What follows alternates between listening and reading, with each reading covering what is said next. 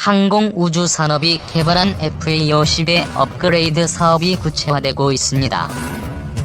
T-50 골든 이글의 경공격기 버전으로 대한민국 공군은 초음속 고등훈련기 T-50 골든 이글 50대, 전술 입문 훈련기 TA-50 22대, 경공격기 FA-50 파이팅 이글 60대, 공군 특수 비행팀 블랙 이글스 전용 기체인 T-52 12대, 총 144대를 운영 중에 있습니다.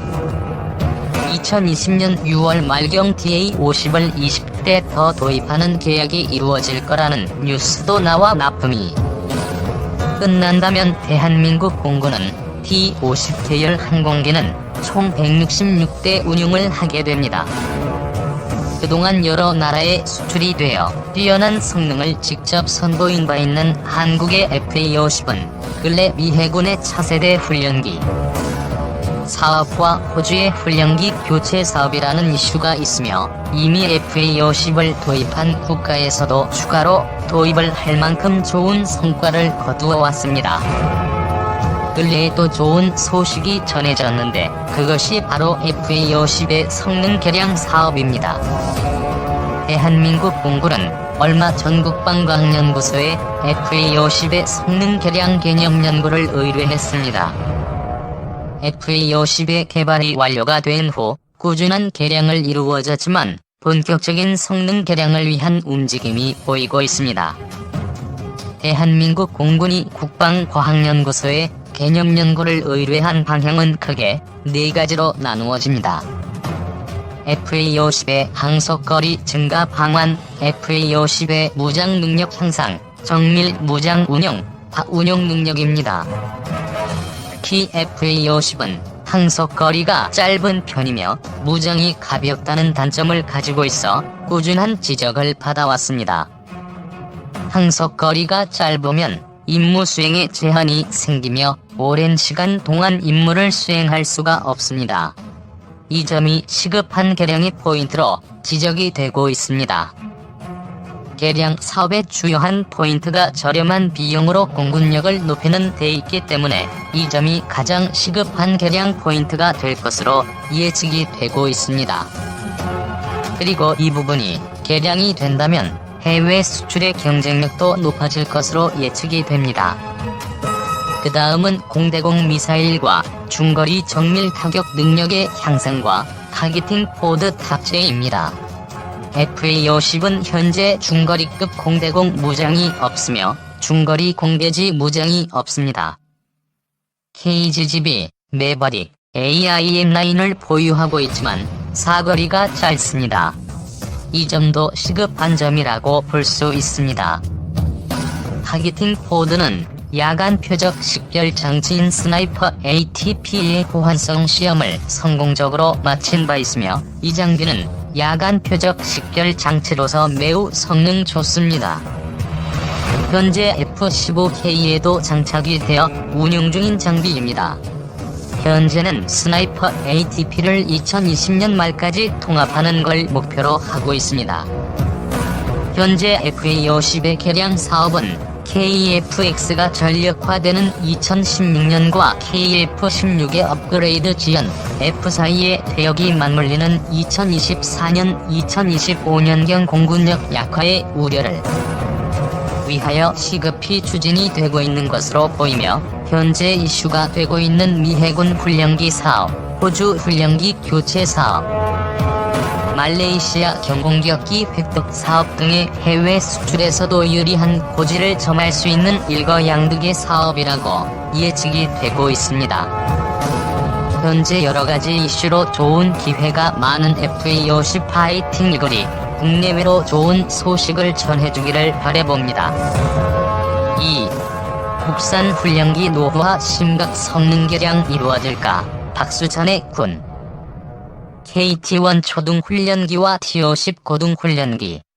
한국 항공우주산업이 개발해 생산한 이 항공기들은 우리나라가 국내외에 자랑스럽게 소개하는 국산 무기 중 하나다. 국군의 날이나 에어쇼 등 군 관련 행사가 열리면 모습을 드러내는 단골 손님이기도 하다. 하지만 첫 실전 배치 이후 15에서 20년이 지나면서 노후화와 부품 단종 등의 문제가 불거지고 있다. 스위스 필라투스나 브라질 엠브리어 등 경쟁사들이 지속적인 성능 개량을 통해 세계 군용기 시장을 장악하는 동안 카이의 항공기들은 아무런 조치 없이 1990년대 기술에 머물러 있었다.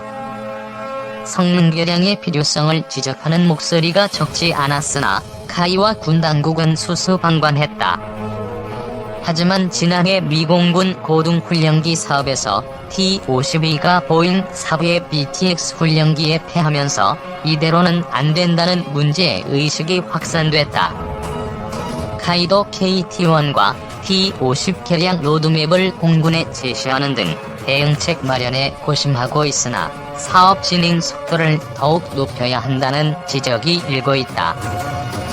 중거리 공격 및 디지털 조종 능력 향상 카이가 지난 6일 서울 영등포구 공군회관에서 열린 항공무기체계 기술발전 세미나에서 공개한 자료에 따르면 T-50 성능 개량은 미공군 APT 사업 당시 카이가 제안했던 T-52의 기술을 일부 활용하게 된다. 가장 큰 특징은 공격 능력의 강화다. T-50의 경공격기 모델인 FA-50에는 1500파운드 무게의 중거리 공대지 유도무기 2발이 장착된다. 사거리는 220km 안팎으로 적외선 방식에 의해 표적을 탐색하며 위성항법 장치와 관성항법 장치, 영상 등의 유도 방식을 사용한다.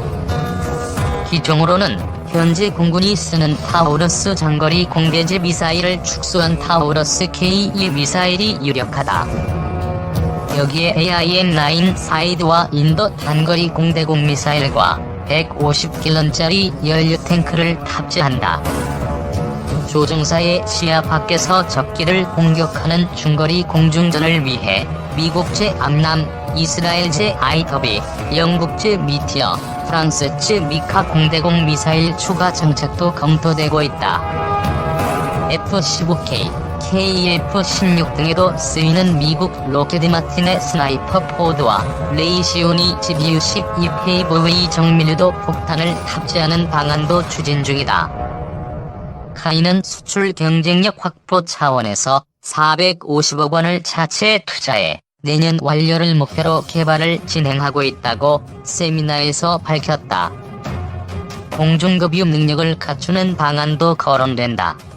중국, 파키스탄 합작의 JF-17과 인도의 테자스, 스웨덴 그리펜 전투기, 이탈리아 M346 훈련기 등은 공중급유 장치가 적용되어 있다.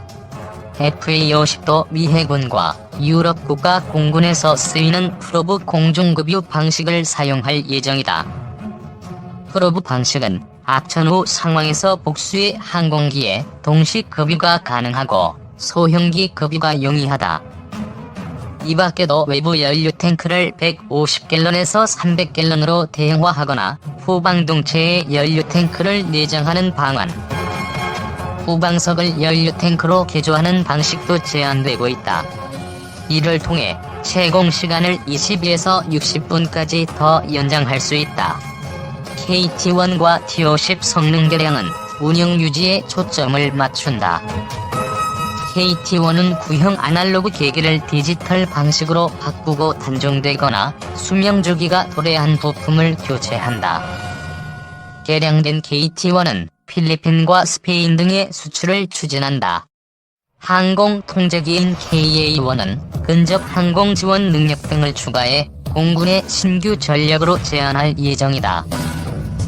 전력 증강과 수출 2마리 토끼 잡기 각각 2000년과 2005년 실전 배치된 KT-1, T-50의 수명은 2041년과 2045년까지다.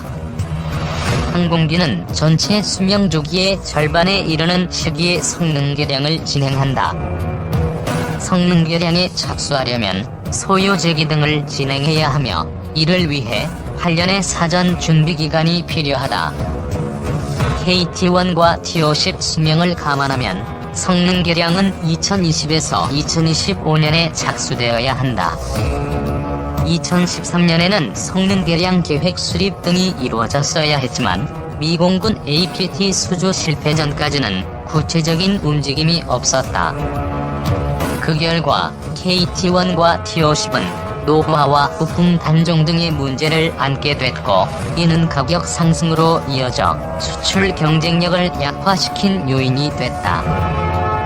KT-1과 미국 T-6, 스위스 PC-11, 브라질 EMD-314를 비교해보면 그 차이는 명백해진다.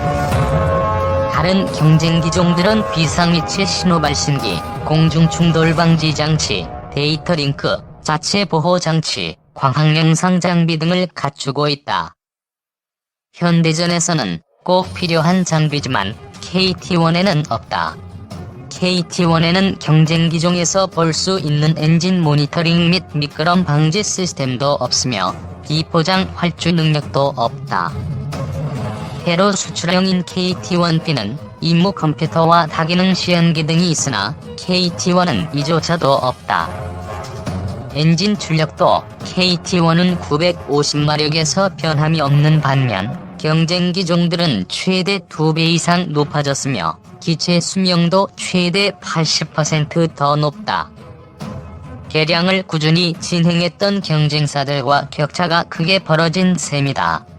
성능은 뒤떨어지는데 대당 가격은 큰 차이가 없는 게 오늘날 KT-1의 현실이다.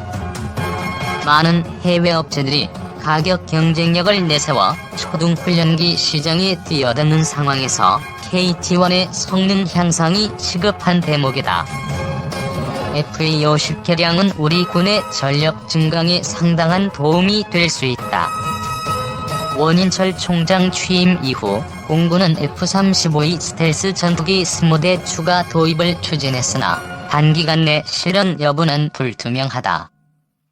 경항공모함 건조가 본격화되면서 F-35E 40대 도입 당시 계획됐던 20대 분량의 F-35E 추가 구매는 경항모 탑재용 F-35B로 전환될 조짐을 보이고 있다.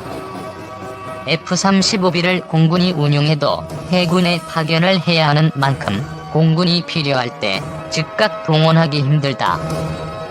북한이 F-35E 도입을 도발로 규정하고 선전 매체를 총동원해 수개월째 비난 공세를 퍼붓는 것도 F-35E 추가 도입을 어렵게 하고 있다. F-35E 20대 도입 결정이 단기간 내 실행될 가능성이 불확실해지면서 전력 공백을 메울 대안으로 FA-50이 주목을 받고 있다. FA-50의 공격 능력을 강화하면 단기간 내 적은 비용으로 큰 효과를 거둘 수 있다는 것이다. FA-50에서 운용하는 무장의 사거리는 최대 25km 정도다. 하지만 카이가 탑재를 추진 중인 항공무장을 더하면 타격 범위는 수백 킬로미터로 확장된다. 특히 타우러스 K2 미사일은 지하 벙커를 파괴할 수 있어 전략적 타격 능력도 갖출 수 있다. 이는 M1 146이나 테자스 등 외국의 경쟁 기종들과 차별화되는 부분이다. 수출 증대에도 긍정적인 효과가 기대된다. FA-50은 필리핀에서 반군 진압작전에 투입되는 등 좋을 평가를 받고 있지만 빈약한 항공무장은 단점으로 지적되어 왔다. 특히 미국제 무장만 사용하다 보니 유럽제나 이스라엘제를 선호하는 국가에서는 FA-50을 선택하기가 쉽지 않았다. 하지만 미테어나 타우러스 등을 장착하면 고객의 요구에 맞는 첨단 항공무장 조합이 가능하다. JF-17과 EF-130 등 해외 경쟁 기종들이 레이저 유도 무기를 운용하는 상황에서 FA-50의 무장 강화는 늦은 감이 있다. 하지만 전략적 타격 능력을 갖춘다면 동급의 경쟁 기종보다 차별화된 전투력을 강조할 수 있어 수출 경쟁력을 높이는 효과가 있다. KT-1과 T-50은 국내 항공 우주 산업을 대표하는 항공기다. 인도네시아와 태국, 이라크, 세네갈 등에 수출되어 항공기를 생산 및 판매하는 능력을 갖췄다는 평가를 받았다. 하지만 성능 개량을 하지 않으면서 세계 시장에서 뒤처지는 결과를 낳았다. 항공기 수출 시장에서 돌파구를 마련하기 위해서는 공군과 카이의 유기적인 협조 체제가 필수다. 자국 공군에서 사용하지 않는 무기나 소프트웨어를 해외 고객에게 제한할 수는 없다. 한국 공군이 구매해 문제없이 운용을 한 뒤에야 해외 고객들도 관심을 갖는다. 공군도 KT-1과 T-50을 운용 중이고 FA-50을 개량한다면 북한을 자극하지 않고도 2에서 3년 안에 전력 증강 효과를 거둘 수 있다. 공군 전력 증강과 카이의 수출 증대가 선순환 구조를 이뤄야 할 이유이기도 하다.